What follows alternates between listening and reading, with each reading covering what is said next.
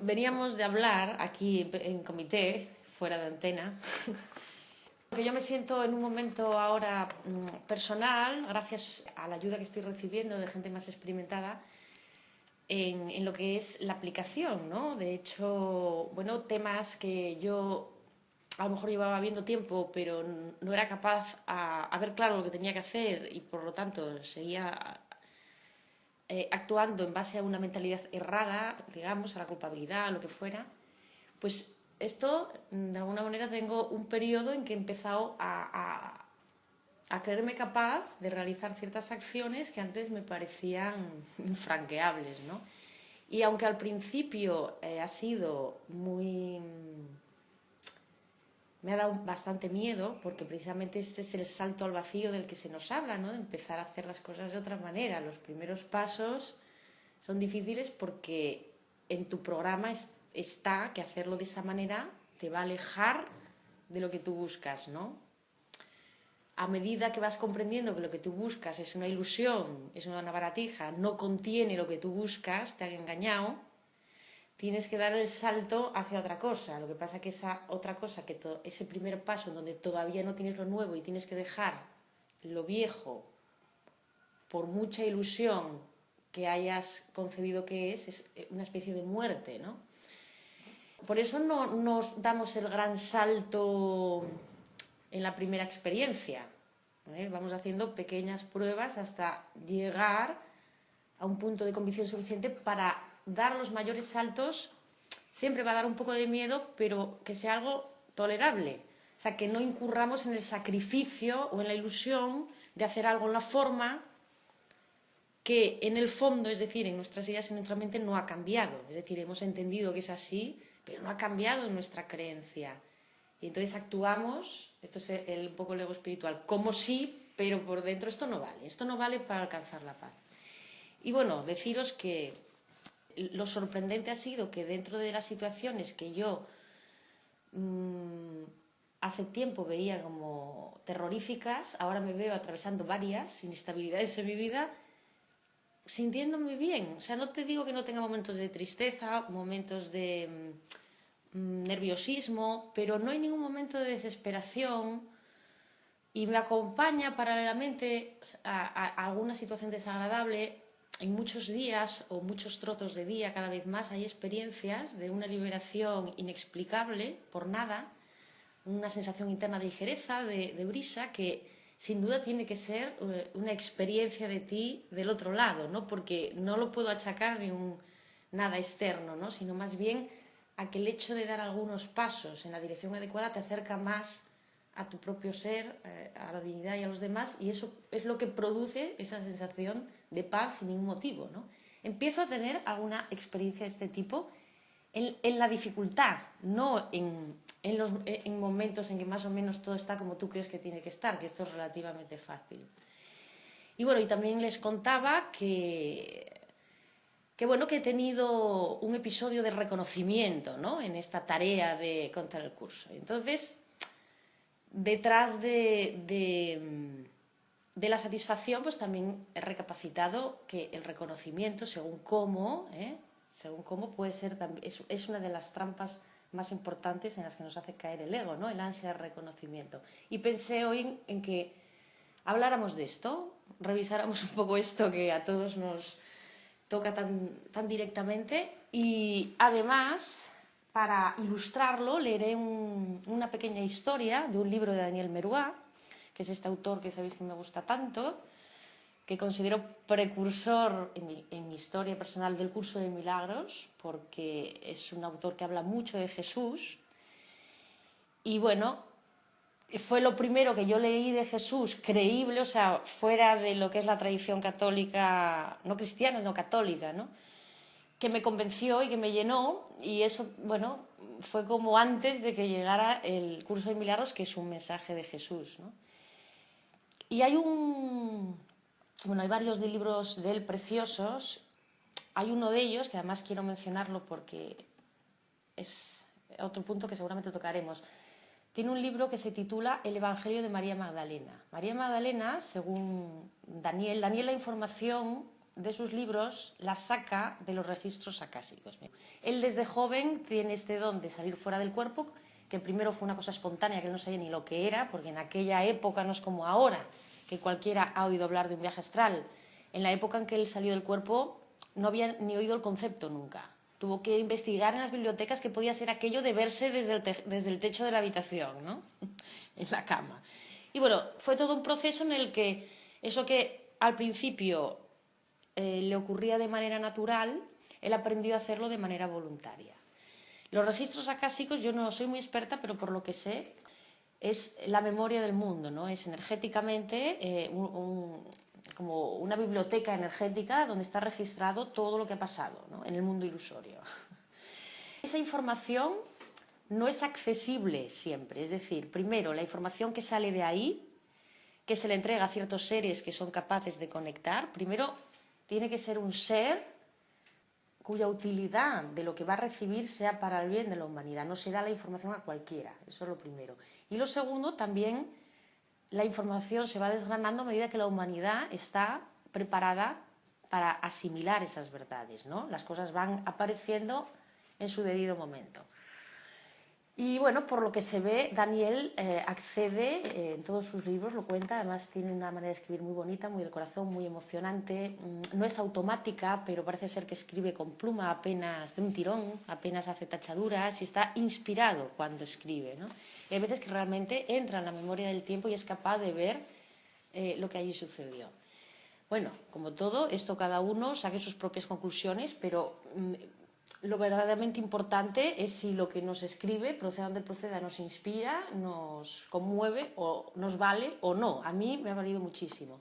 Entonces, hay un libro de él en particular que es el Evangelio de María Magdalena, que según sus viajes a los anales de la historia, era, aunque se nos ha ocultado en los evangelios, la compañera, la mujer, estaba casada con Jesús.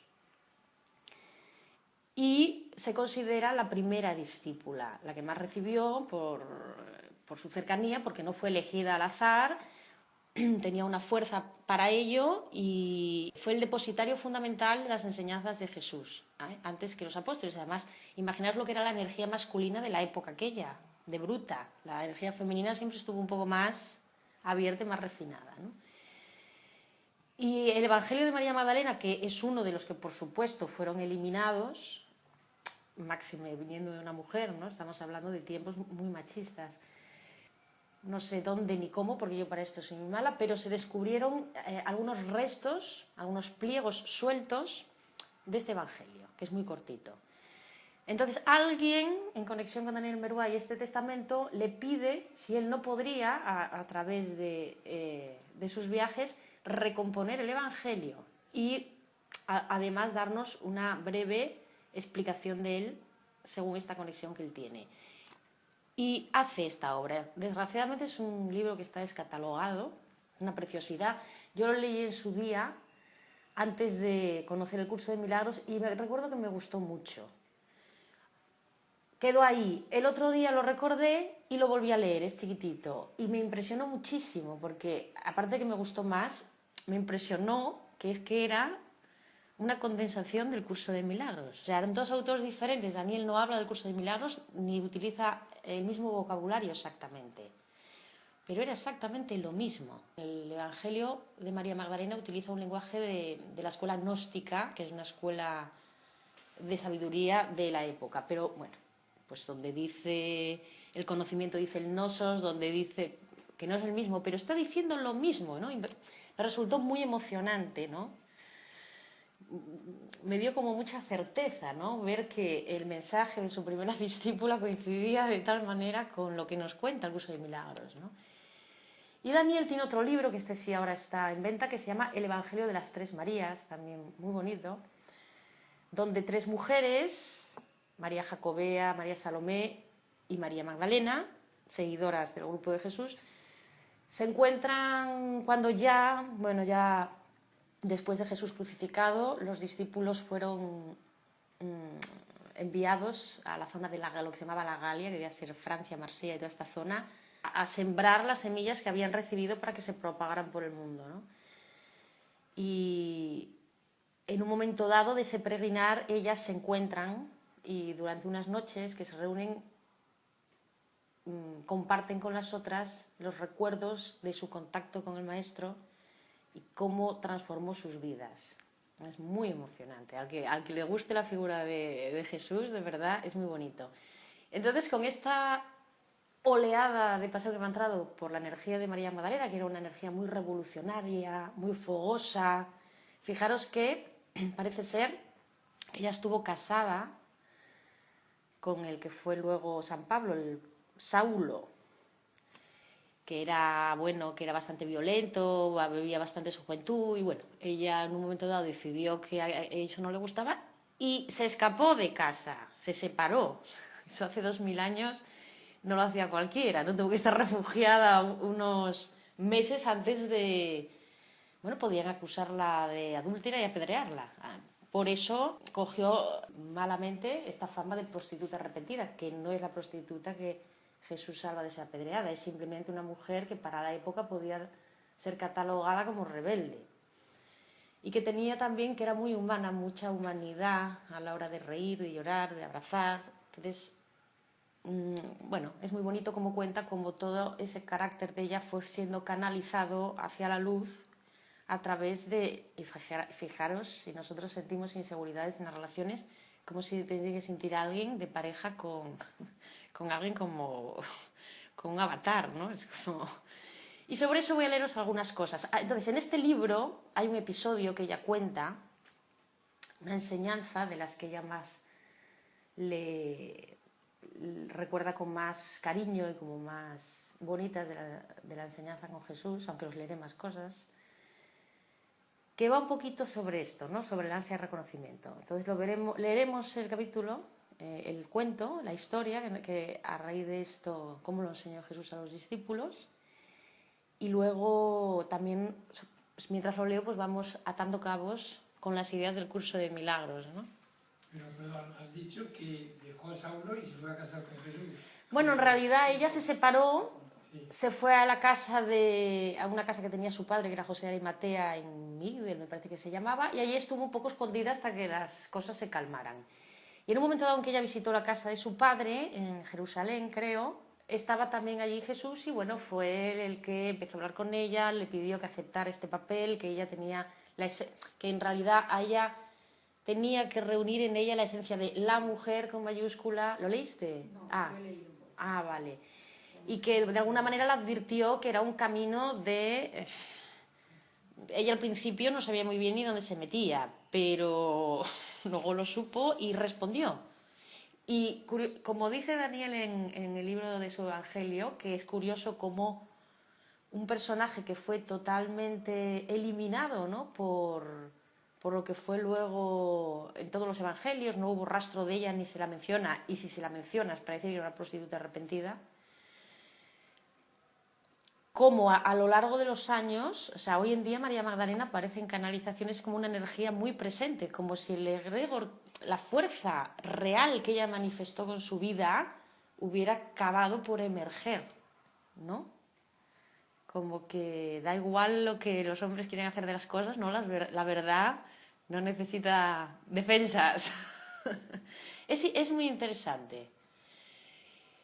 Entonces, bueno, hablábamos del reconocimiento. El reconocimiento podríamos definirlo como una búsqueda desesperada de privilegios, ¿no? Una búsqueda desesperada del amor perdido. Pero claro, es una búsqueda desesperada del amor donde no podrás hallarlo. Ese es el lema del ego, es decir, fuera. Buscamos el ser reconocido, ya implica que hay un otro que va a tener una buena opinión de lo que yo soy, ¿no? Esta búsqueda hacia afuera ya sabemos que parte de un sentimiento de carencia. A partir del sentimiento de carencia intento rellenarme. Este sentimiento de carencia es el sentimiento que abre paso a la codicia. Hay varios estadios en el descenso del alma, en la separación, los mundos que atraviesa el alma en el estado de separación, los mundos del ego, ¿no? esto también utilizaremos charlas en vivir estos reinos, en hablar de ellos, porque aclara un montón. Aunque lo veamos con más detenimiento, os anticipo que el primer estadio de cuando la mente se separa, ¿no?, y entra en el mundo de la separación, en el mundo ilusorio de la materia, el primer estadio es el de las tinieblas. Las tinieblas parece ser que son cientos de miles, bueno, igual exagero, pero de encarnaciones. Es un estado de apelmazamiento, primero, ¿no? Es la mente recién separada. En imagen lo describían como una llanura sin fin, ¿no? Es como un estadio en el que apenas hay sufrimiento porque no hay deseo. Es más bien un estado de apelmazamiento. Cuando uno empieza a superar ese estado, porque se desciende, pero luego hay un camino de ascenso, ¿no?, de nuevo hacia tu origen. Lo que te saca de ese apelmazamiento es de repente la sensación de carencia. Cuando vas desanestesiándote, lo primero que viene es eso, que te falta tu conexión con tu fuente, tu conexión con Dios. Como todavía no conocemos esa fuente, nuestra tendencia es a llenar nuestra carencia pues con las ilusiones. Engordar para probar nuestra existencia, ¿no? Entonces acumulamos bienes de todo tipo, no solo materiales, sino también codiciamos el sentimiento de los demás, el reconocimiento de los demás, las conciencias de los demás, porque esto nos da sensación de existir. Entonces el reconocimiento sería esto, una codicia fruto del sentimiento de carencia, pero que se busca donde no hay, fuera. Esos son los ídolos. Los ídolos son las ilusiones que buscamos en el mundo y erigimos como sustitutos de Dios, es decir, que creemos que nos van a llenar. Dice, si somos reconocidos, podemos decirnos que somos amados. Eso es lo que nos parece.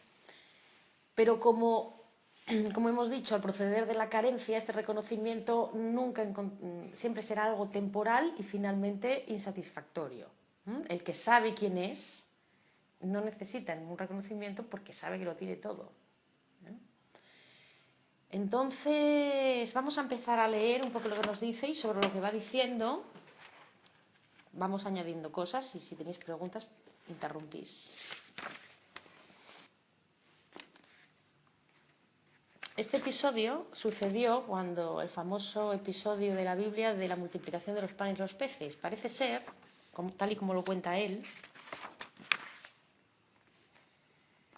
ese día pues se iba a reunir una gran cantidad de gente a las orillas del lago para recibir las enseñanzas del maestro, ¿no? Entonces Jesús pidió a los apóstoles que fueran a pescar y trajeran unos peces para ofrecer a la gente. Entonces los más fogosos de los apóstoles, Pedro, Leví y no sé quién más, salieron como vehementemente entusiasmados porque ellos querían tener el privilegio de pescar para el maestro. Entonces Jesús les dijo que se comportaban como niños, en que en cualquier caso que pescaran los tres porque iban a necesitar muchos peces y todo lo que trajeran todos, pues bienvenido era, ¿no? Entonces ellos tres se van a pescar cada uno por su lado y parece ser que vuelven con las redes vacías. Y entonces Jesús tiene que comprar unos peces a otros pescadores, una primera cantidad de peces a partir de los cuales luego se hizo la reproducción, ¿no? Porque no eran suficientes. El Evangelio de las Tres Marías, esto lo cuenta en la parte de María Magdalena, ¿no?, que ya estaba presente. Cuenta cómo durante el prodigio estos tres apenas ni lo vivieron porque se quedaron como... se separaron del grupo, se quedaron como... enfadados, afligidos y no participaron demasiado del tema. Entonces cuenta como al día siguiente van a Jesús y le hablan y todo lo que pasa, que es lo que os voy a leer ahora. Pero vamos, el punto de partida es este. Dice, al día siguiente por la mañana vi a los pescadores desafortunados acercarse al maestro con aspecto lastimero. Como estaba justo al lado de mi esposo, enseguida leí la amargura en sus miradas y oí toda la conversación que comenzó entonces. En esta época los rabís, como era Jesús, tenían que estar casados obligatoriamente. O sea, esto es algo que pareciera que al ser Jesús, que estuviera una cosa reñida, ¿no?, las relaciones con nada de esto, ¿no? Esto como punto que se me acaba de ocurrir. Entonces, bueno, ella ve la amargura, las miradas de los pescadores, los apóstoles, Dice, y oí toda la conversación que comenzó entonces. Rabí, dijo uno de ellos, ¿por qué has querido humillarnos de esta manera? Nosotros te respetamos y te servimos cada día, pues hemos comprendido hasta qué punto el Eterno habla a través de ti y de qué forma las cosas de este mundo te obedecen. ¿Por qué has hecho entonces que los peces eviten nuestras redes? ¿Por qué has honrado a otros hombres comprando el fruto de su pesca, mientras que nosotros esperábamos poder ofrecértelo todo? Estamos ofendidos. El maestro les hizo sentar mientras me pedía, a María, que me quedara allí. Luego empezó a hablarles. Creo que esa fue una de las enseñanzas más bellas que escuché. Amigos míos, ¿sois hombres o niños? Mira nuestras manos y nuestros rostros, trabajamos duro, no te burles de nosotros, Rabí. Y contesta, en realidad decidme, ¿quién se burla de quién? ¿No sois más bien vosotros los que os reís del Eterno? Demasiado a menudo todavía creéis poder engañarle, tal como lo cree la multitud de hombres de este mundo. ¿Acaso ignoráis que nadie puede comprarle? Nosotros no queremos comprar al Altísimo, Maestro, exclamó con fuerza Simón Pedro. ¿De verdad lo crees? ¿Qué habéis hecho? Sondead vuestro corazón. Miraros, ¿no? Al precipitaros hacia vuestras barcas y vuestras redes, ¿os habéis preocupado de mi petición en sí misma, es decir, la de dar un poco de alimento a aquellos que se disponían a venir a escuchar la palabra de mi Padre? No, si vuestros ojos saben abrirse lo más mínimo en vosotros, admitiréis que cada uno de vosotros solo se preocupaba de sí mismo. Lo que os preocupaba no era servir a la fuerza de amor del Eterno, sino esencialmente comprar mis favores y mi reconocimiento. ¿Hasta ese punto no habéis comprendido nada, amigos míos? Hay cosas que no se compran ni se negocian. ¿Tenéis hambre de lo que es justo o más bien estáis hambrientos de reconocimiento? Todo hombre y toda mujer necesitan, por supuesto, ser apreciados por lo que hacen o intentan hacer. Esto es justo, pues en el corazón del mundo, tal y como mi Padre lo ha concebido, el intercambio es la ley del equilibrio. Como las olas del mar avanzan y retroceden, los hijos de la vida ofrecen y reciben. No obstante, el verdadero reconocimiento, aquel tras el que corréis, es un regalo que recibimos cuando la inteligencia que mi Padre ha colocado en el corazón del mundo sabe que ha llegado el momento. Te puede llegar, pero no es tu objetivo. Es como el dinero. Haz lo que tengas que hacer y la vida te proveerá, pero no vayas buscando, porque entonces no estás reconociendo lo que eres. Estás colocándote en la visión de ti como un ser carente, estás reconociéndote como un cuerpo y como un ego. Aquel que está hambriento hasta el punto de querer realizar la cosecha de forma inmediata, solo siente el sabor de la amargura. Os lo digo, un fruto que no está maduro siempre es amargo, pues en realidad no es recolectado sino robado a la ley de equilibrio de la vida. Que no hay que forzar el avance. Así, mientras que sobreviva en vosotros el reflejo de la cosecha forzada o de la compra, no obtendréis ni verdadero respeto, ni consideración sincera, y menos aún amor. El otro día, en el taller, Andrés decía textualmente, que lo apunté y todo, hablando de la independencia anterior, decía, complacer a otro es manipulación y engaño. Estás buscando obtener. No hay que amargarse, pero tenemos cada vez, como dice, que ser honestos, abrir los ojos y ver. Esto es en la preparación del perdón. Ver lo que me está pasando, ahí puede ser transformado. Pero tengo que primero ver, ¿no?, dónde estoy enganchado sin culpa. Luego nos explicará también sobre la no culpa. Repito, así, mientras que sobreviva en vosotros el reflejo de la cosecha forzada de tengo que llegar, en vez de no, estoy donde estoy y me acepto donde estoy, aunque sea donde me dirijo, la cosecha forzada o la compra. ¿Por qué uno hace un pequeño sacrificio en este mundo en el que dar supone perder? Porque creo que con ese dar voy a recibir algo que necesito más. Este es un negocio, este es el falso dar. El dar que surge de la carencia, ya hemos hablado de él. Cuando uno se nutre en vez de lo de fuera, de la fuente que está en el interior, de lo divino, de tu ser, entra en plenitud. Y esa plenitud es tal que desborda fuera desde esa plenitud. O sea, es un lugar muy diferente de partida en el que no se puede pedir nada, porque si das es porque ya estás lleno. Ese es el dar. O sea que tanto forzarnos a avanzar como comprar falsamente el lleno que necesitamos no nos llevará a obtener ni verdadero respeto, ni consideración sincera y menos aún amor. Ayer, echando vuestras redes en el lago, solamente pensasteis en ocupar un poco más de sitio en mi corazón. De nuevo es un sentimiento de escasez. Necesito ser importante para otro porque yo no me siento importante. Jesús siempre les decía que el resultado final era que finalmente tenían que abandonar todo maestro y encontrar al maestro en sí. El verdadero maestro busca que la gente le deje de necesitar. No es sigue a mi propio ego, ¿no? Son los niños los que hacen eso, ¿no creéis? También son los niños los que se pelean por obtener los cumplidos de aquel que les enseña cómo leer y escribir. Ignoro lo que es castigar y herir, amigos. Mi única preocupación es la de cultivaros. No me interesa el fruto de vuestra pesca, sino la forma en la que pescáis y la razón que os empuja a hacerlo. Fijaros qué bonito, no es la forma de lo que hagas, y da igual el curso. Siempre dice, ¿qué más da lo que hagas si lo que hagas está en el mundo de lo falso? La única indicación que necesitas está para tu pensamiento, que es donde se origina todo. A partir de ahí, tus actos seguirán a tu nuevo pensamiento. Sabrás lo que tienes que hacer.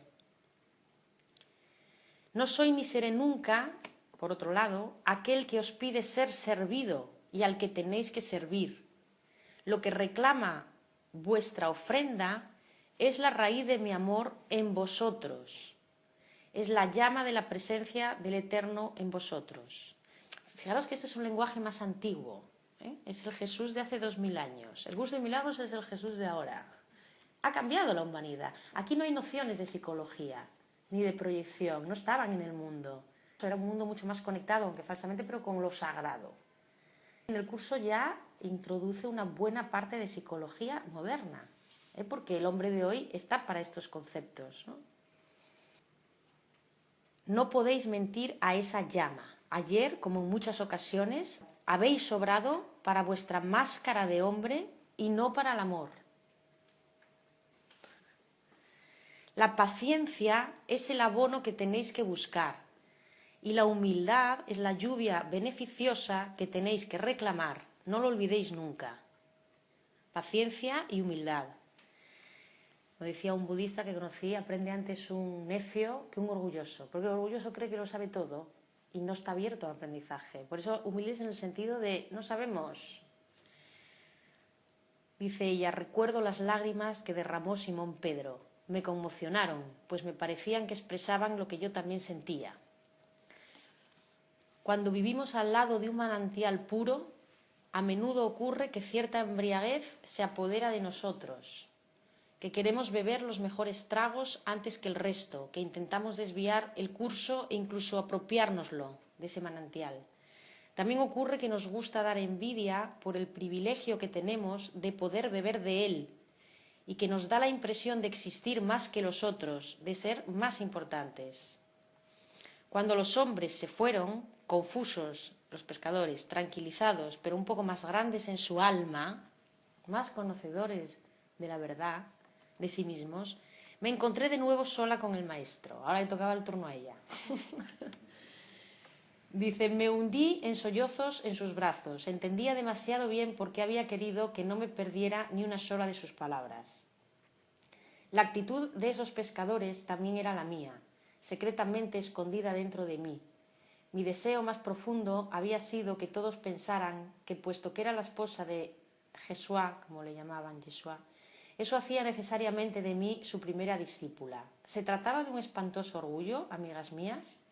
Creo más bien que todavía me parecía demasiado a todas esas personas que tienen la sensación de no ser nunca suficientemente amadas y que reclaman sin cesar signos de afecto, de respeto y de admiración.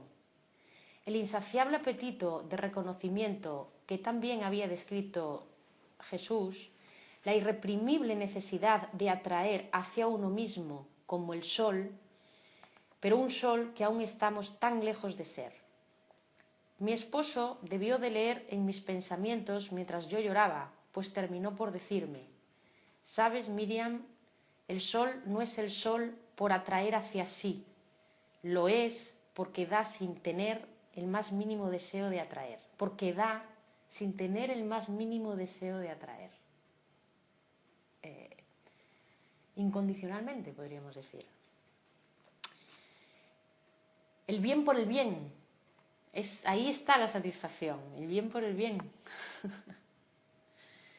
Entonces, algo perdida en medio de todo lo que me ocurría, le respondí: se desmoraliza, ¿no?, ante la conciencia de su mediocridad, tal como ella la ve. ¿Qué debo hacer? ¿Estás seguro de no haberte equivocado tomándome por esposa y queriéndome enseñar a ser todo lo que me has dicho? Nos puede pasar a nosotros con el curso, ¿no? Podemos encontrar muchos simbolismos en nuestra relación con el camino espiritual. Yo no sé nada, mira, Rabuni, mira los misterios en los que me has introducido, mira los mundos interiores cuyos velos has apartado para mí. Me has iniciado en tantos secretos. Sin duda, todos los que están cerca de nosotros aquí y que te siguen paso a paso nunca han recibido un regalo así de tu parte. Creo que me lo has ofrecido todo y mira dónde estoy. Aún soy como esos hombres, lo sabes. Persigo la más mínima mirada tuya. Observo tus manos tendidas incansablemente. Quiero tener la certeza de ocupar el primer lugar, también en nuestras relaciones de pareja. Estoy convencida de servir al Eterno y al mundo, pero en realidad solo pienso en servirme a mí misma. Es lo que acabas de hacerme comprender. Qué lección tan cruel. ¿Qué se puede hacer conmigo? Debes pensar que soy una estúpida. El maestro cogió entonces mi rostro entre sus manos y sopló sobre mis párpados. Mi bien amada, ¿crees que te equivocaste al cruzarte un día en el camino de Saulo, su primer marido?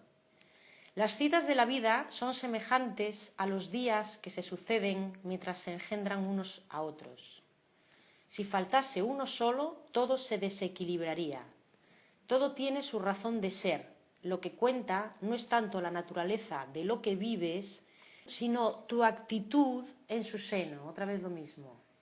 Como decimos, no importa la situación en la que te encuentres, ni resolverla ni no, porque es un sueño. Se trata de relacionarte bien con esa situación, de sacar los miedos, de creer que la puedes vivir, de sanar lo que sea en tu mente que te esté causando dolor.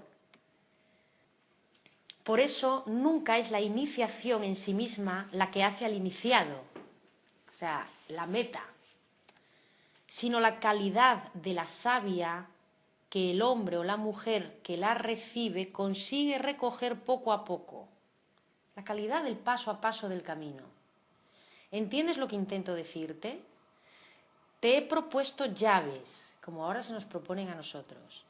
Tu alma ha tenido la fuerza de cogerlas y de fundirlas todas juntas para formar una sola, un propósito único, una mente enfocada. Es la vida misma la que ahora te presentará la cerradura. Las ayudas nos dan la llave, pero al final, por eso decimos, es un autocurso. El avance, el despertar es algo de uno consigo mismo. Vale, tengo las herramientas. He tenido el valor de coger la llave, que es decir, de aceptar esas ideas que ya pueden ser muy revolucionarias para algunos. Dice, es la vida misma la que ahora te presentará la cerradura, la escuela de la vida. Ahora aplica esas ideas que has aceptado. Miriam, no habrá un solo día en esta vida en el que esta cerradura no te sea propuesta con la esperanza de que gires un poco más la llave. Cada cosa que te pasa en la vida es esa oportunidad que tienes de dar un paso más en el regreso a casa. Como dicen los chinos, ¿no? Creo que son los chinos que para la crisis, la palabra crisis se compone de dos ideogramas. Una significa crisis y la otra oportunidad, ¿no? Peligro, oportunidad. Una cosa va ligada, hay que verlo así, ¿no?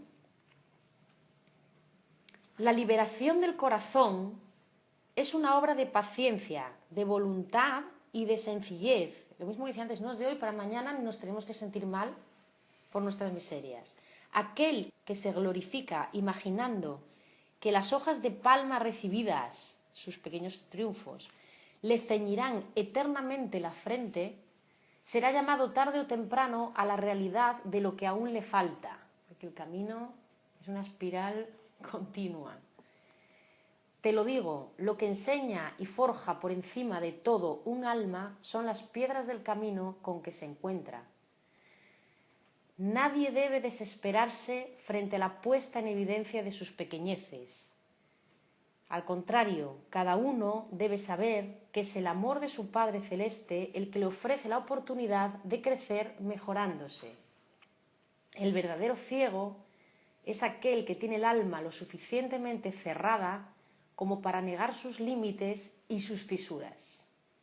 Este es el verdadero ciego, no el que se equivoca. ¿No? La equivocación es la alarma que necesitamos para perdonar, para corregir. Es inevitable que nos equivoquemos.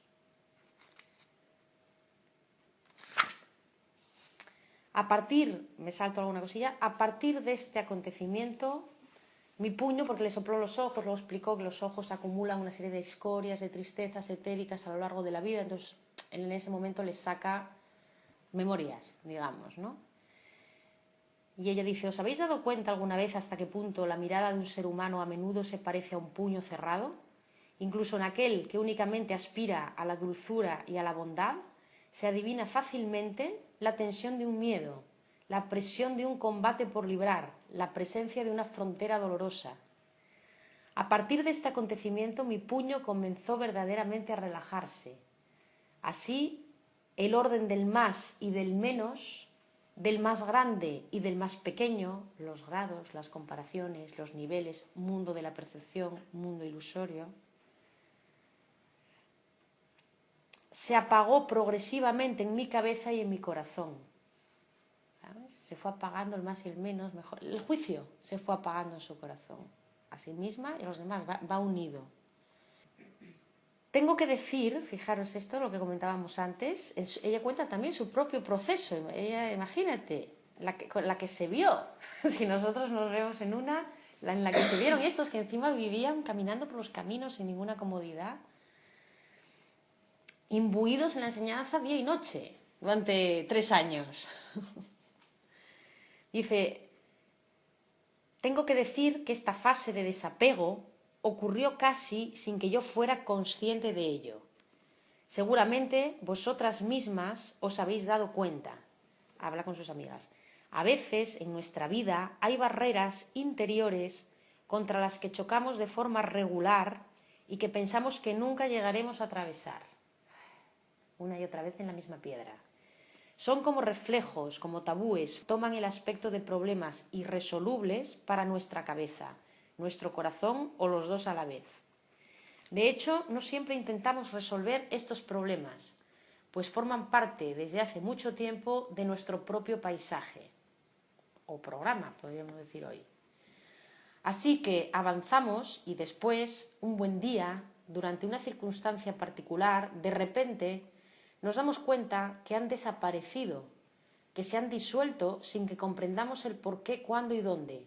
Tanto y tan bien que hasta llegamos a preguntarnos la razón por la que durante tanto tiempo nos hemos hecho daño con ellos. Nos damos cuenta de que no eran nada más que una ilusión, una sombra a la que de forma estúpida habíamos dado consistencia. Está hablando de la corrección del Espíritu Santo. Cuando uno pone esa buena voluntad de mirar honestamente dentro de sí y encontrar la creencia errónea causa de mi sufrimiento, aquí ya me estoy responsabilizando. Ya no estoy culpando al hecho o a la persona de mi sufrimiento, sino a la idea que forja mi interpretación. Esta es la responsabilidad. Cuando yo hago eso, la corrección ocurre por sí misma. Esto es, como dijimos, lo que se nos pide preparar para que el espíritu, abre la puerta al espíritu para que eso sea transformado. Es esto que hablábamos antes, ¿no? Tú no sabes cómo, pero esa dosis de voluntad, de buena voluntad que has puesto en ser honesto, en tu transformación, en mirarte, un día da su fruto. Acordaos de la cebolla, que parece que no pasa nada, pero es como un muro que vas rascando, rascando, y el muro sigue ahí, pero un día el muro cae. Y esto aumenta la confianza. Así, amigas mías, una mañana, no recuerdo exactamente cuál, me desperté diferente. Como lo hacíamos a menudo, habíamos dormido fuera, bajo la claridad de las estrellas. Al abrir los ojos en el nacimiento del día, una extraña alegría me hizo comprender que ya no sería nunca más la Miriam de otro tiempo. Una extraña alegría, de repente te vas y dices, ¿yo por qué estoy tan contento? No lo sabes, porque algún canal se ha abierto en ti, ¿no? No, en realidad has despejado lo que obstaculizaba el flujo continuo de los beneficios de tu origen, ¿no? Una extraña alegría me hizo comprender que ya no sería nunca más la Miriam de otro tiempo. Todo se había vuelto sencillo de forma repentina. Podía observar el antiguo paisaje de mi alma y el que había crecido de forma misteriosa en su lugar. Un cambio de percepción nos está hablando. Contemplé mi antigua arrogancia, mis costumbres de control, mis celos bien escondidos, mis orgullos haciendo alarde de una humildad superficial, mis miedos disimulados, bajo fanfarronadas, mis frustraciones ahogadas y finalmente mi impulsividad disfrazada como legítima y sabia ira. No se queda corta. Todo eso se había evaporado. La ligereza que sentí era indescriptible. Esa mañana, cuando me levanté para ajustar mis ropas, vi a Jesús a un centenar de pasos delante de mí. Estaba sentado sobre la hierba y hablaba a un grupo de mujeres en el que estabais vosotras dos. En otro tiempo se me habría encogido el corazón, herida por no tener a mi esposo junto a mí al despertar. Qué humano, ¿no? Pero en ese momento era diferente. Incluso sentía totalmente lo contrario. Me sentí perfectamente feliz. Era afortunada por ser la compañera de un ser que podía dar tanto. La mujer de un hombre que estaba casado con el sagrado antes de estar unido a mí. La esposa de un maestro que hacía que el hombre llegase al rango del divino. Fijaros, la mujer de un hombre que estaba casado con el sagrado antes de estar unido a mí. ¿Por qué esto es tanta alegría? Porque solo uniéndose antes, aquí dice al eterno, al sagrado, al divino, que es esa parte de nosotros que es real, puedo realmente tener una relación santa con alguien. Nunca nos tenemos que celar de que alguien anteponga a Dios a nosotros, porque es la única manera donde podremos tener una relación real con alguien, santa, y no una relación del ego, ¿no? Y entonces aquí ella se da cuenta, sale un poco del especialismo, se da cuenta que en realidad es una afortunada por eso, por poder estar al lado de alguien de esta categoría, ¿no? Y que de alguna manera ella no pierde, al contrario, es todo lo que está recibiendo es mucho más interesante que el amor del ego, ¿no? Que sí, nos da reconocimiento, pero ¿hasta cuándo? ¿Por cuánto tiempo? Hasta que el otro se canse, hasta que se muera, hasta que... bueno, todas las cosas que pasan, ¿no? Cuando tú pones a Dios por delante, los demás son compañeros, no son necesidades, ya no estás en la carencia, porque Dios es el lugar de ti que es real, el Espíritu, es lo único que puede llenarte. Y aunque ahora no podamos comprenderlo, lo iremos experimentando, no de manera permanente, porque en este mundo es imposible, pero sí mediante el instante santo, esos momentos en que uno puede acceder al conocimiento, ¿no? Es una alegría, no hay palabras, no hay preguntas, es algo que ya te viene dado de paquete. Y eso es lo que te da la certeza de que eso existe. Ese estado hay que ir haciéndolo cada vez estamos más cerca. Cuando estamos lo suficientemente cerca, o sea, en este mundo nunca vamos a llegar al conocimiento excepto por esos instantes santos, sueltos. El conocimiento es otra fase diferente a la percepción. El conocimiento está en el mundo real. Lo que tú eres solo puede ser conocido, no puede ser percibido. Por eso cualquier imagen que tengas de ti mismo entra dentro del mundo falso, de la percepción, de tu identidad falsa. Entonces, dentro del mundo de la percepción hay dos percepciones. Son falsas las dos, pero una es la percepción errada que dirige el ego, juzga, compara, lucha, quiere ser especial, Y la otra percepción, que es la que a través del perdón y del milagro vamos conquistando, que este es nuestro trabajo, es la percepción correcta, cuya guía es el espíritu. Entonces, esa percepción correcta es un reflejo del conocimiento en el mundo de la percepción. Es lo que nos permite el milagro, que es eso, quitarle realidad a los errores, tanto míos como de los demás, porque me reconozco como otra cosa. Entonces, cuando nuestra percepción está lo suficientemente afinada hacia la corrección, no estamos en el conocimiento todavía. Pero este es el paso previo al conocimiento. Fijaros que el curso nos dice, cuando tú te hayas acercado, como el hijo pródigo, cuando te hayas acercado lo suficiente a casa, mediante la corrección de tu percepción, de errada a correcta, es tu padre el que dará el último paso y vendrá por ti, así como el padre sale al encuentro del hijo pródigo cuando ya se le ve venir en la parábola del hijo pródigo. Entonces, esa llegada al conocimiento no la haces tú. Cuando te acercas lo suficiente a través de la percepción milagrosa, cuando has perdonado completamente, entonces es cuando se da ese salto, es cuando ya puedes abandonar el mundo de las ilusiones, ya no lo necesitas. Y ese último paso se da por sí solo, igual que la corrección del Espíritu Santo, de la percepción se da por sí sola, hay un mecanismo. Esto es un concepto importante del curso, a nivel de conceptos del curso, ¿no? La diferencia entre percepción y conocimiento. La percepción siempre es del mundo ilusorio. Ahora, necesitamos de una percepción correcta para llegar a las puertas del conocimiento que ya no es de este mundo. Ahí no se percibe nada, no hay nada que percibir, es una experiencia. Mientras que desde el mundo ilusorio solo puedes fabricar. Fabricar es una creación falsa que procede de la carencia y trata de remediar esa carencia. Crear viene del mundo real, donde estás pleno y eres una idea y tu pensamiento es creativo y creas realmente. No para solucionar ningún hueco, sino porque estás en tu pleno poder divino de creación. Bueno, para ir familiarizándonos con las palabras del curso. Me acuerdo en las primeras charlas de todas, que te acuerdas que teníamos 2 columnas. Palabras del mundo real, palabras del mundo ilusorio. ¿Te acordáis? Vale. Ella se da cuenta, se ocurre el milagro en ella, ¿no? De que todo lo que antes la hacía sentir abandonada, de repente lo puede ver de otra manera. Y sentir de otra manera. Mis ojos, mi corazón, mi cabeza e incluso mi cuerpo entero ya no recibían la vida de la misma manera.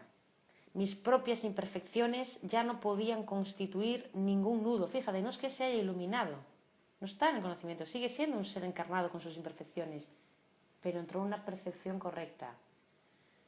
Ya no podían constituir ningún nudo y en ello no había ningún misterio por esclarecer, pues me sentía simplemente verdadera, sin maquillaje, sin rigidez, sin cálculo. Dice, después de aquello lloré mucho. De la revelación, ¿no? Y como quedan 5 minutillos, una cosa que le repetía ya mucho Jesús, decía, recuerda que no vivimos para nosotros. Bueno, ellos más que ninguno, él venía en misión y ella también. O sea, no busques tu propia satisfacción personal del momento, ¿no? Que además no te la dará. No vives para ti, vives para una causa superior. No sé si dejarlo aquí o añadir o quitará fuerza a todo lo que hemos leído. ¿Recuerda que no vivimos para nosotras? Sí. Es una frase a la que recurrir. Vivimos para algo más grande. Ese nosotros que queremos satisfacer infantilmente a cada paso del camino, ¿no? La satisfacción rápida, como si no tuviéramos visión de gran alcance, nos quita de ver que por lo que la tarea que a nosotros se nos ha encomendado y la única que tenemos en este mundo es mucho más grande, ¿no? Y aunque parece que en un primer momento apunta al sacrificio, no es así, porque en ese vivir para algo más grande es donde está la paz, la plenitud y el conocimiento de lo que eres. Así es que el único trampolín que hay para para despertar. Entonces aquí fundamentalmente tenemos dos ideas, ¿no? La idea de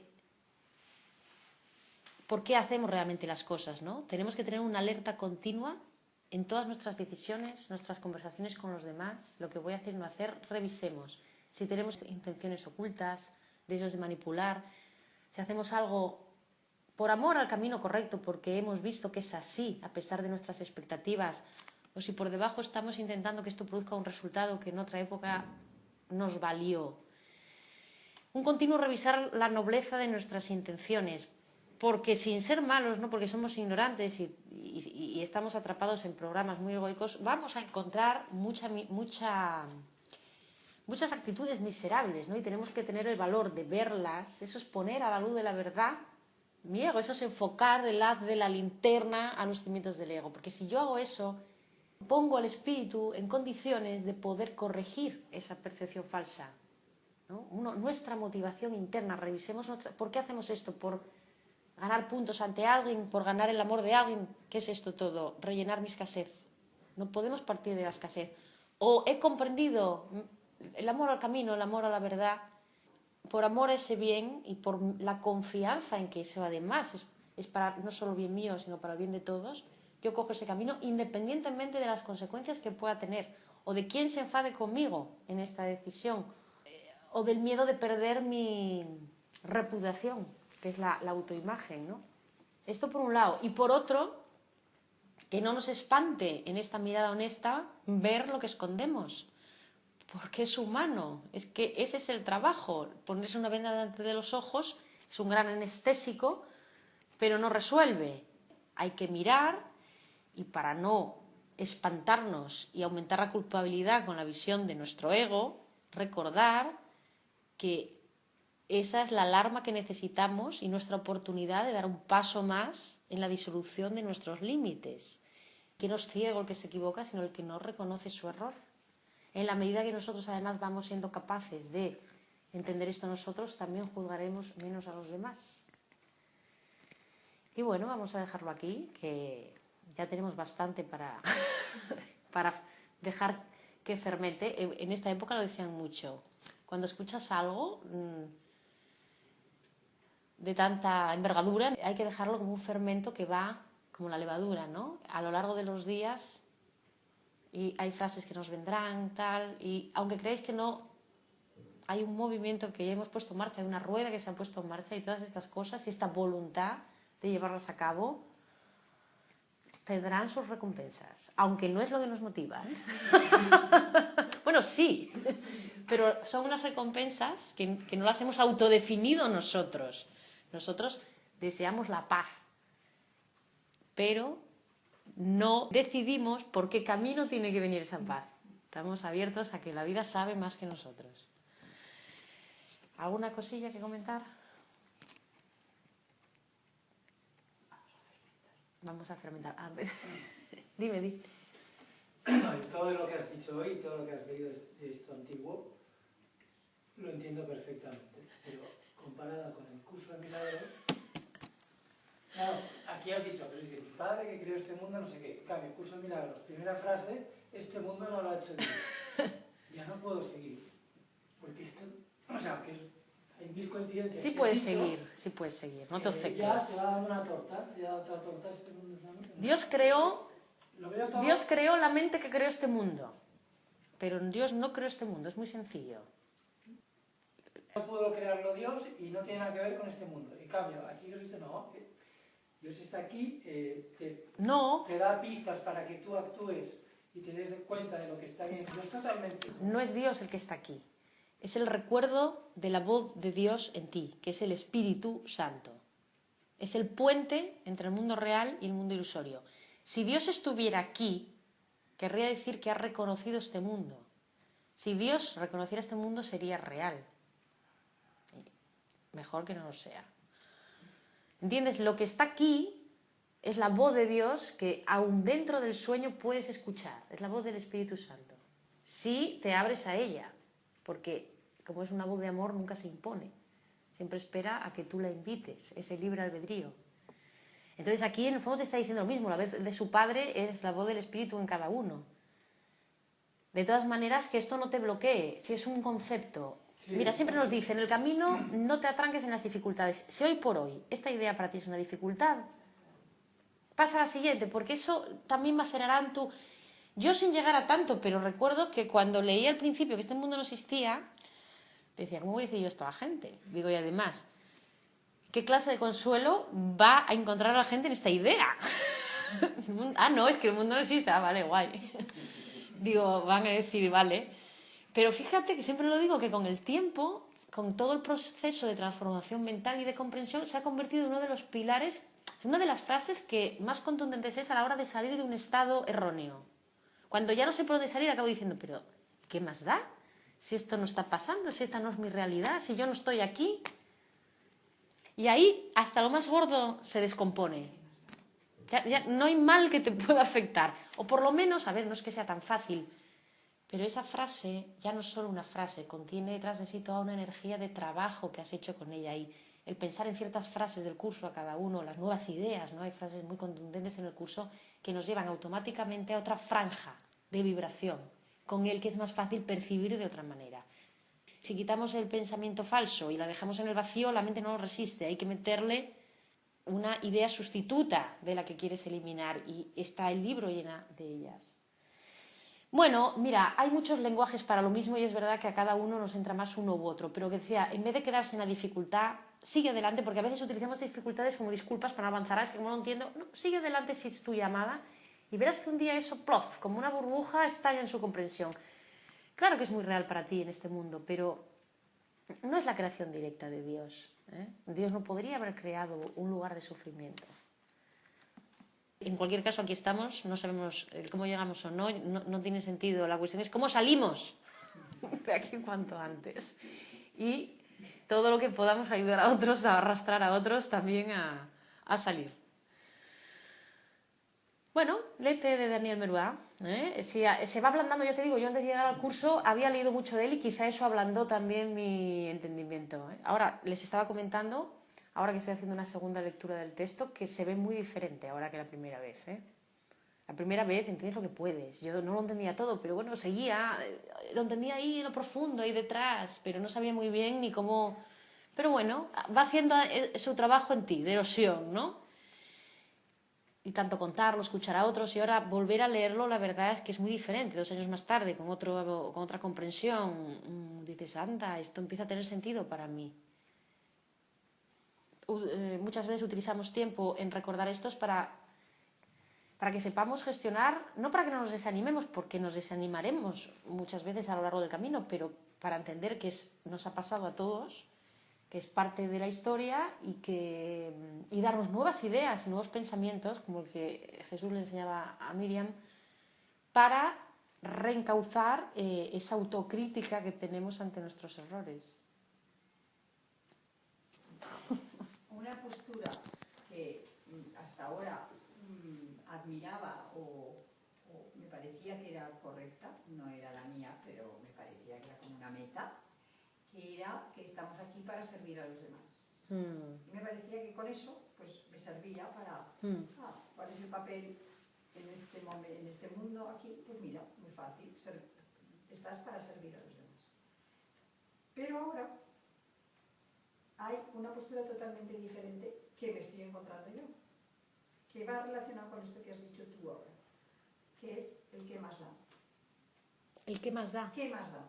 O sea, a ver, si antes entendía yo como una meta el participar en ese buenismo de decir de servicio a los demás, ahora de repente estoy en un momento en que, bueno... De aceptación. De aceptación, ¿qué más da? ¿Qué más da que hagas esto? ¿Qué más da que pase esto? ¿Qué más da que te digan esto? ¿Qué más da que hoy salga el sol o que no? O sea, estoy como en una dicotomía. No sé si claro, sí, te estoy entendiendo, pero es que son las dos cosas, porque mira, según me ibas diciendo, el tema de servir a los demás es muy cierto como propósito de vida, pero sin caer en la trampa del sacrificio, porque ese servir a los demás sospechosamente viene impregnado de, buenísimo, aunque con ello yo me maltrate. Claro, aquí esto es ego, buenismo, exacto, sacrificio.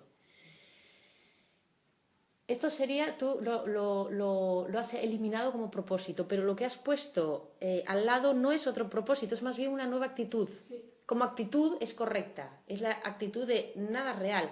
Entonces, como nada real, ¿cuál es mi guía? Claro, te falta, si la guía ya no es el otro, ¿cuál es la guía?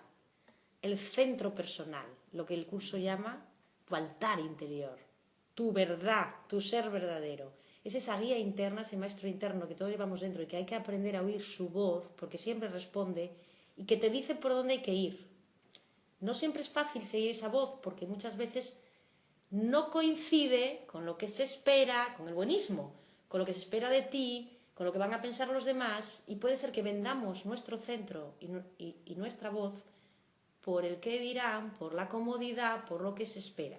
Entonces, mi propósito ya no es servir a los demás, es servir a mi centro, a mi altar, porque este centro y este altar es el lugar, el único lugar desde donde yo voy a poder verdaderamente servir a los demás, ya no desde la escasez, sino desde la plenitud, es decir, sin sacrificio, daré porque tengo. Entonces, el propósito ahora, el motor, siempre tiene que ser mi guía. Pero como actitud de fondo, el que más da, eso sería más bien ideas para atreverse a seguir ese centro. O sea, no dejes, dice en algún momento, tu única misión es no dejar que tu altar sea profanado. Pon atención en ti. Esa es la alarma. Recapacita qué es lo que quieres hacer, aunque no coincida con la idea elevada que ya has aprendido. Tu momento es este. Mira por ti y eso se irá transformando. Y podrás dar realmente de manera natural, porque una persona que está por ella, que está en su centro, que está en su ser, es una bendición para todo el mundo que se encuentra, porque es feliz, porque sonríe, porque da, porque escucha. Porque está. Y realmente estar por uno es lo mismo que estar por los demás, porque hay uno de nosotros. Pero desde esta apariencia de ilusión, la única referencia fidedigna que yo tengo de ese todos es a partir de mi voz interior. Yo no puedo oír la voz interior de otro. Entonces, si quiero servir al otro, que al final es uno conmigo, la única guía fidedigna que tengo es mi propia guía interior. Siguiéndola no puedo hacer mal a nadie, porque es el lugar de unión con Dios y con todos los demás, porque es el lugar de la verdad de lo que tú eres. Por eso, no es egoísmo seguir nuestro centro. Es lo mejor que podemos hacer por los demás. Y en esto nos han confundido mucho las religiones. Y no es fácil de hacer, ¿eh? Es lo que os hablaba al principio, y está el aplicar, el cómo yo doy este paso con lo que siento cuando me parece que todo va a venir en mi contra, confiando en que este es el camino. Una de dos, o nada va a venir en tu contra, o si viene de alguna manera no te va a afectar. En las veces que me he aventurado de esta manera, nunca me ha fallado. Siempre ha salido bien. No es que yo nunca haya dado el salto al vacío, lo que pasa es que hasta ahora lo había dado en temas que no eran especialmente difíciles para mí. Y ahora he empezado a hacerlo los que son especialmente difíciles. Y en realidad lo que hacía que pareciera más difícil era mi propia creencia, mi propia oscuridad en ese entorno. Porque no hay grados de dificultad en los milagros. En mi pequeño recorrido puedo dar fe, ahora desde hace poco, de que algo está cambiando, algo se está transformando, tengo menos miedo, más confianza y me siento más feliz. Y espero seguir y contagiaros mucho. Bueno, muchísimas gracias y hasta la próxima.